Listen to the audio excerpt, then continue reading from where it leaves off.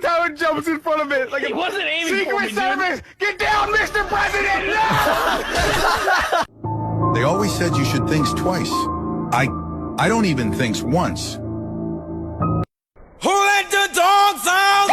Who let the dogs out?